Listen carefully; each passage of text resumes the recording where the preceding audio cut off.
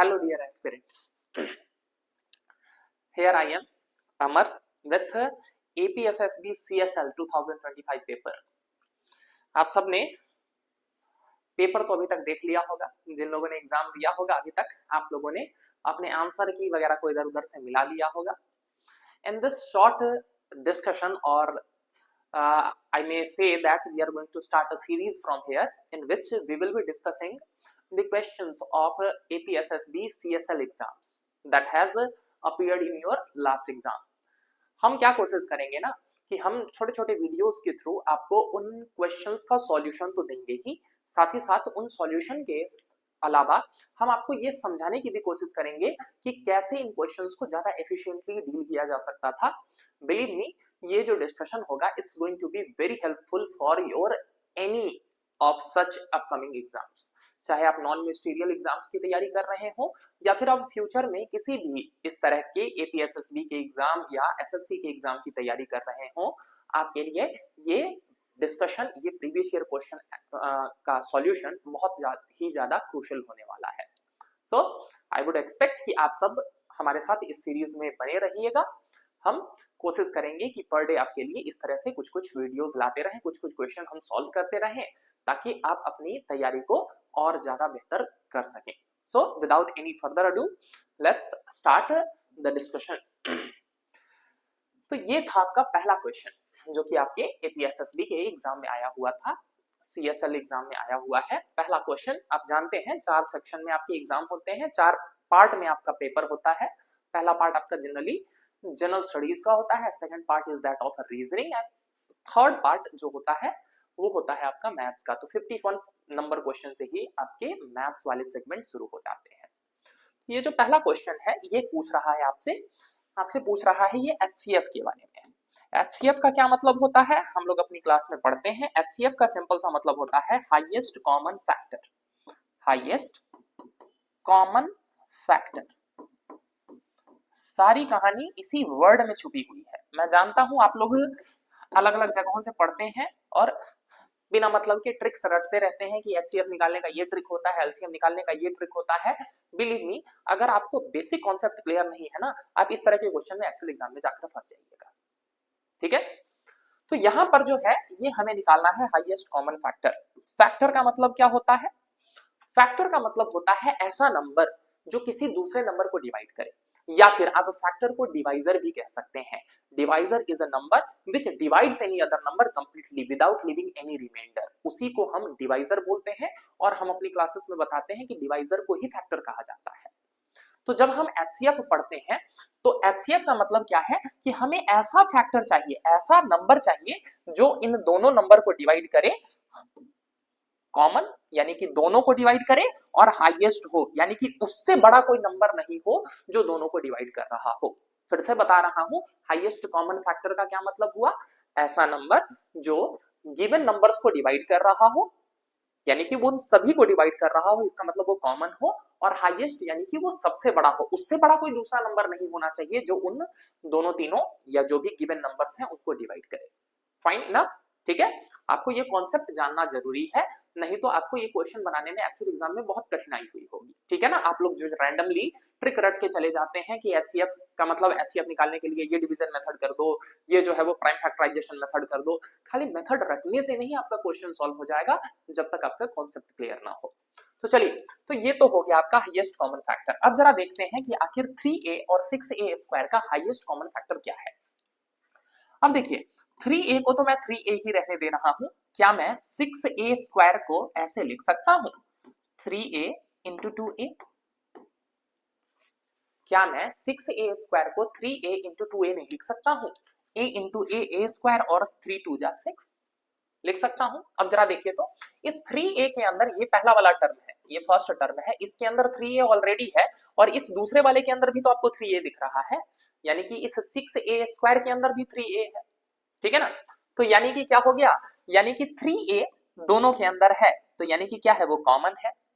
Since इसको भी 3a divide कर देगा, इसको अगर मैं 3a से डिवाइड करूंगा पूरा पूरा कट जाएगा, और अगर मैं 6a स्क्वायर को भी 3a से डिवाइड करूंगा तो भी ये पूरा पूरा कट जाएगा. तो इसका मतलब क्या है, दोनों का फैक्टर है और इससे बड़ा कुछ है नहीं. क्यों? क्योंकि वैसे तो अगर मैं चाहूं तो इन दोनों को डिवाइड मैं 1 से भी कर सकता हूं, 1 यूनिवर्सल डिवाइजर होता है, 1 तो सबको ही डिवाइड करता है, तो 1 तो आपका 3a को भी डिवाइड कर देगा और 1 आपके 6a स्क्वायर को भी डिवाइड करेगा। लेकिन सिंस हमें कौन सा चाहिए, हमें तो चाहिए हाईएस्ट वाला ना, तो हाईएस्ट कॉमन फैक्टर क्या हो जाएगा आपका, हाईएस्ट कॉमन फैक्टर हो जाएगा आपका 3a। Got the point? ठीक है, बहुत ही आसान क्वेश्चन है, आपको बस क्या करना था, इस 6a स्क्वायर को ब्रेक करना था, इस 6a स्क्वायर को आपको ब्रेक करना था 3a इंटू 2a।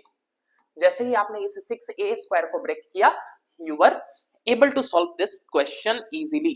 ठीक है ना, बस इसके साथ साथ आपको क्या जानना था, इसके साथ साथ आपको जानना था कि आप हाईएस्ट कॉमन फैक्टर HCF का एक्चुअल मतलब जानते हैं कि नहीं। I hope I am clear enough with this question. ठीक है ना, आप लोगों में से अगर किसी को कोई दिक्कत हुई है तो आप बिल्कुल चैट में बताइएगा, I would be very happy to explain this once again. और अगर आपको समझने में कोई दिक्कत हुई है तो आप क्या कीजिए, इस वीडियो को एक बार फिर से थोड़ा सा बैक जाकर देख लीजिएगा। सो इस क्वेश्चन का आंसर आपका क्या होना चाहिए था, 3a होना चाहिए था। Now moving to the next question. अपने नेक्स्ट क्वेश्चन को शुरू करने से पहले मैं आपको एक छोटा सा इंफॉर्मेशन देना चाह रहा हूं, और ये इंफॉर्मेशन ये है कि अगर आप APSSB SSC इस थीम पर बेस्ड किसी भी एग्जाम का प्रिपरेशन करना चाह रहे हैं, टू बी मोर प्रिसाइज अगर मैं थोड़ा सा ब्रॉडली बोलूं तो आप ऐसे किसी भी एग्जाम की तैयारी करना चाह रहे हैं जिसमें मैथ्स और रीजनिंग, एलिमेंट्री मैथ्स और रीजनिंग आपके सिलेबस का पार्ट है, तो हम आपके लिए एक बिल्कुल फ्रेश नया फाउंडेशन बैच स्टार्ट करने जा रहे हैं फ्रॉम 10th नवंबर ऑनवर्ड्स। ठीक है ना, 10 नवंबर से हम आपके लिए एक नया फाउंडेशन बैच स्टार्ट करने जा रहे हैं। क्लास की टाइमिंग होगी शाम के 4:30 PM। ठीक है, तो मैं आप सबसे यही एक्सपेक्ट करना चाहूंगा या यही एक्सपेक्ट करता हूं कि अगर आपको मैथ्स रीजनिंग में थोड़ी सी भी प्रॉब्लम है, अगर आप फ्यूचर में कोई गवर्नमेंट जॉब को क्रैक करने का सपना लेकर चल रहे हैं, अगर आप चाहते हैं कि आप इस मीडियोकर वाले लूप को ब्रेक करके एक सिविल सर्वेंट बनने के अपने सपने को पूरा करना चाहते हैं, तो हम आपका इंतजार कर रहे हैं विद्यासागर इंस्टीट्यूट में। आप स्क्रीन पर दिए हुए नंबर्स पर कांटेक्ट कीजिए और हमारे साथ जुड़िए। मैं आपको बस इतना बोलना चाहूंगा कि आप बस मुझे अपने जीवन के 2 महीने दीजिए और आप सिंसियरली अपनी इस तैयारी में हमारे साथ जुड़िए, और आई कैन गारंटी यू कि आपका मैथ्स और रीजनिंग से रिलेटेड जो भी आपके मन में अभी जो समस्याएं हैं, ये सारी समस्याएं आपकी दूर हो जाएंगी। तो आपको क्या करना है, स्क्रीन पर दिए हुए इन नंबर्स पर कांटेक्ट करना है। चलिए, तो अब मैं आगे बढ़ता हूं अगले क्वेश्चंस के साथ। अगला क्वेश्चन क्या कह रहा है, 52nd नंबर क्वेश्चन, कि इन अ क्लास ऑफ 30 स्टूडेंट, यानी कि कोई क्लास है जिसमें कितने बच्चे हैं, टोटल बच्चे हैं सर 30, ये टोटल बच्चे हैं, 30 स्टूडेंट्स हैं। अब इन 30 स्टूडेंट्स में क्या कहा गया है, if the number of boys is 50, यानी कि इन 30 स्टूडेंट्स में बॉयज कितने हैं सर, बॉयज हैं हमारे 50। Then the ratio of boys to girls, अब सिंपल सी बात है कि अगर 30 स्टूडेंट में से 15 बॉयज हैं तो फिर गर्ल्स कितने बचे, अगर 15 बॉयज हो गए तो सर 15 ही गर्ल्स होंगे, तभी तो 15 + 15 30 होगा टोटल स्टूडेंट। ठीक है ना, क्वेश्चन कह रहा है कि टोटल स्टूडेंट्स 30 थे, उसमें से 15 बॉयज थे, तो अगर 15 बॉयज हैं तो गर्ल्स कितनी बचेंगी, गर्ल्स भी 15 ही बचेंगी। ठीक है ना, तो इसका मतलब बॉयज भी 15 हो गए और गर्ल्स भी कितने हो गए जी, आपके गर्ल्स भी हो गए हैं 15। अब सिंपल आपसे क्या पूछा है, आपसे पूछा है कि रेशियो बता दो कि बॉयज टू गर्ल्स का रेशियो क्या है। रेशियो की क्लासेस में हम लोग जानते हैं रेशियो का मतलब क्या होता है, रेशियो का सिंपल सा मतलब होता है कि सिंप्लीफाई करके लिख दो। ठीक है ना, तो 15 और 15 दोनों कट जाएगा, तो आंसर क्या हो जाएगा आपका 1:1, 15 1 जा 15, तो आंसर क्या हो जाएगा आपका बी हो जाएगा answer 1:1। I would say that it was a very easy question. ठीक है ना, तो कुछ इजी क्वेश्चन भी होते हैं, कुछ थोड़े से ट्रिकी क्वेश्चन भी होते हैं जिसमें आपको कॉन्सेप्ट्स की रिक्वायरमेंट होती है। It was on easier side. I hope आप सबने इस क्वेश्चन को बनाया होगा। Now moving on to the next question. ये भी क्वेश्चन आपका क्या है जी, रेशियो के बैलेंसिंग से रिलेटेड ये क्वेश्चन है आपका, और ये जो रेशियो के बैलेंसिंग से रिलेटेड क्वेश्चन है ये क्या कह रहा है, यहां पर आपको दे रखा है, क्या दे रखा है, यहां पर आपको दे रखा है A:B का रेशियो दे रखा है 3:4, और फिर B:C का रेशियो दे रखा है कितना 4:5। बड़ा ही आसान क्वेश्चन है। ए का बी के साथ रिलेशन दे रखा है और फिर बी का सी के साथ रिलेशन दे रखा है और आपसे पूछा है कि इन तीनों का रिलेशन बता दो, ए बी सी का रिलेशन बता दो। अब इस तरह के क्वेश्चन को बनाने के तो बहुत सारे तरीके होते हैं, वैसे ये तो इजियर साइड पर है। आप ऐसा मान लीजिए कि ए बी का फ्रेंड है और बी का ही फ्रेंड सी भी है, तो दोनों का कॉमन फ्रेंड कौन सा निकला? कॉमन फ्रेंड तो बी ही निकला ना, ठीक है। तो ए और सी के बीच का भी रिलेशन पूछ रहा है, तो क्या करें हम, यहाँ पर लिख देते हैं ये 3:4 है, ये 4:5 है। अब दोनों जगह पर बी है और दोनों जगह पर बी सेम भी है, तो यानी कि A:B:C क्या हो जाएगा सर? A:B:C सिंपल हो जाएगा 3:4:5, यानी कि आपका आंसर तो डी सही हो जाएगा। बहुत ही आसान ये क्वेश्चन है। वैसे बैलेंसिंग करने के लिए मैं अपनी क्लासेस में आप लोगों को क्या नेबरिंग मेथड भी बताता हूं। आप क्या करिए, इस तरह के क्वेश्चन को बनाने के लिए सिंपली लिख दीजिए A B C। क्यों? क्योंकि इन्हीं तीनों के बारे में पूछा है। फिर A:B दे रखा है तो A:B के सामने लिख दीजिए 3:4। इसके बाद अब हमें B:C दे रखा है तो B:C के सामने फिर से लिख दीजिए 4:5, ठीक है ना। और फिर क्या कीजिए, जो खाली जगह आपको दिख रहा है वहां पर बगल वाले को लिख दीजिए। यहाँ पर खाली जगह दिख रहा है, बगल वाले को लिख दीजिए। फिर क्या कीजिए, मल्टीप्लाई करके लिख दीजिए 5 4 जा 20, 4 4 जा 16 और 3 4 जा 12। तो A:B:C क्या आया आपका 12:16:20। अभी पीछे बताया था कि रेशियो अगर कट रहा हो तो काटते हैं। सर 4 से कट रहा है, 4 3 जा 12, 4 4 जा 16 एंड 4 5 जा 20। तो आंसर फिर से वही क्या आ गया आपका 3:4:5। तो ये नेबरिंग मेथड ये तो बहुत आसान था, ठीक है ना। मैं एक्सपेक्ट कर रहा था कि कम से कम क्वेश्चन में क्या करेगा, यहाँ बी का वैल्यू चेंज करेगा ताकि आपको बैलेंस करना पड़े, बट इसने तो बहुत ही ज्यादा स्ट्रेट फॉरवर्ड आपसे क्वेश्चन पूछ लिया था। So I would suggest that it was also an easy question, ठीक है। चलिए now moving to next question. ये एक इक्वेशन का क्वेश्चन है, आपका लीनियर इक्वेशन का क्वेश्चन है और बहुत ही आसान क्वेश्चन है ये भी, ठीक है ना। जब हम लोग इक्वेशन पढ़ते हैं तो इक्वेशन की क्लास में हम लोग ये बात सीखते हैं कि किसी भी वेरिएबल का वैल्यू निकाला कैसे जाता है। यहाँ पर वेरिएबल क्या है, यहाँ पर वेरिएबल यही x है, आपको x का वैल्यू बताना है। अब x का वैल्यू निकालने का बेसिक्स क्या होता है, बेसिक फंडा मैं क्लास में समझाता हूँ, लेकिन यहाँ पर मैं आपको सिंपली बस ट्रिक का यूज करके आपको बता देता हूँ। ऐसा क्यों होता है ये बात हम लोग क्लास में जरूर पढ़ते हैं, ठीक है ना। आप जानते हैं कि इक्वल टू जो है वो साइन चेंजर के रूप में काम करता है, यानी कि अगर आप इक्वल टू के उस पार ले जाते हैं तो ऑपरेशन बदल जाता है, यानी कि अगर इधर से प्लस जाएगा तो उधर माइनस हो जाएगा, इधर से माइनस जाएगा तो उधर प्लस हो जाएगा, इधर से मल्टीप्लाई जाएगा तो उधर जाके डिवाइड हो जाएगा, इधर से डिवाइड जाएगा तो उधर जाके मल्टीप्लाई हो जाएगा एंड वाइस वर्सा, ठीक है ना। आप जानते हैं कि इक्वल टू क्या करता है, ऑपरेशन को बदल देता है।